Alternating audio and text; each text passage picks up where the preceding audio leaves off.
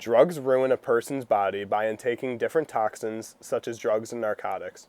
According to drugabuse.org, drugs can confuse your overall thought process, including motivation and emotions. Dualdiagnosis.org said about 20% of Americans on welfare are using some sort of illicit drug. This means families in lower income households or welfare are being affected. 1 in 7 adults experience some sort of addiction in their lifetime with drugs or alcohol. According to AmericanAddictionCenters.org, that could even mean one person in your row could be addicted sometime in your future. What is this?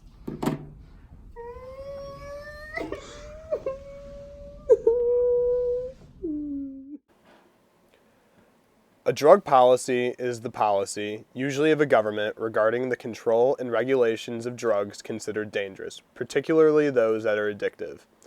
The reasons we need drug policies include to reduce the amount of individuals that use them, to discourage individuals from thinking or attempting to buy drugs, to eradicate the use of drugs, to prevent the next generation from engaging with drugs, and to reduce the amount of drug-related crimes.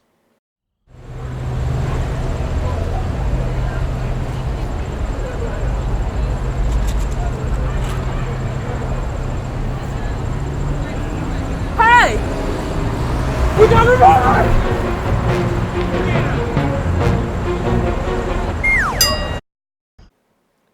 Federal drug laws exist to control the use, manufacturing, possession, and distribution of various drugs that are legal and illegal. Possession is broken up into 2 categories. The first category is simple possession, when someone is caught with a small amount of an illegal substance for personal use. This can be a misdemeanor that can carry a sentence up to 1 year and or a fine of up to $1,000. The second category includes possession with intent to distribute. Often a person caught with large amounts of substance in cash. This results in heavier consequences. Trafficking and distribution. These set penalties for the transportation, sale, or smuggling of drugs. Trafficking is a felony, and the penalties depend on the type and amount of drugs obtained. Hard drugs include minimum penalties for powdered cocaine involving 500 to up to 5,000 grams and 5 to 40 years in prison with a fine up to $5 million. Second offense for these kinds of hard drugs can range from 10 years in prison to life in prison. Marijuana penalties for trafficking include less than 50 kilograms of marijuana, which holds a prison sentence of up to 5 years and a fine of up to $250,000 for a first offense. A second offense carries heavier consequences. Manufacturing refers to any involvement of any step of producing an illicit drug, such as the sales of chemicals used to make drugs or equipment or assisting production. According to James Gray, who wrote, "Why Our Drug Laws Have Failed," a judicial indictment against war on drugs said, "Laws have not been effective because the government has had to enforce and create heavier laws and consequences. This led to more mess. The situation always became worse, to the old saying that enforcing prohibition always leads to violence, corruption, and crime." Policymakers say that Americans should learn from the psychoactive drug used by the majority of adult Americans that is already legal, alcohol. It causes as many as half of America's criminal violence and vehicular fatalities. In times of prohibition, alcohol-related diseases and accidents declined, but disrespect for the law increased.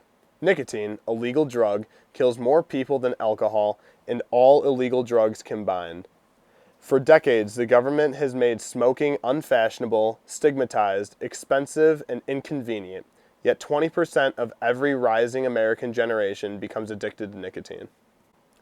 Reasons for pro-legalization include reliable quality, less people breaking the law, and less money spent on drug control.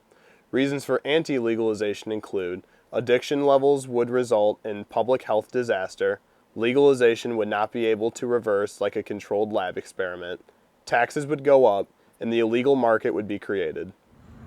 Ooh, I have work today.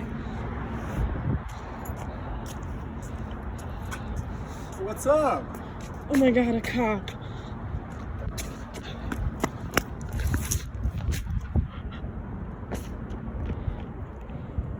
Why Why are you on the ground? Approximately 80% of offenders are placed in prison because of drug abuse. In theory, putting someone in prison is supposed to be a good thing because prison can help them with rehabilitation, helping out with addicts to become a better person. The downfall of incarceration is the amount for each person in prison. According to Foundation Recovery Network, in 2008 alone, states spent $47 billion on corrections. Sir, I'm going to have to ask you to stand up and put your hands behind your back. Won't you help me sober up? Growing up, it made me numb, and I wanna feel something again. Imprisonment is the state of being imprisoned.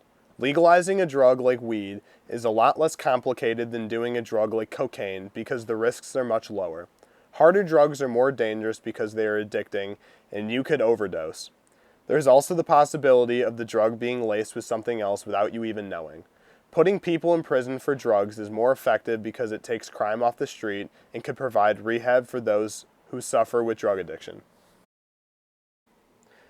Extensive drug policies first came to place in the 1970s during the War on Drugs era. This policy aimed to reduce the consumption along with the trafficking of drugs both in urban areas and across borders. As a result, the American government has poured billions of dollars into overseas anti-drug military and public security operations alone, totaling over $1 trillion thus far. However, money isn't the only disadvantage of drug policies. Nearly 40 million Americans have been arrested as a result, creating the largest imprisonment population in the world.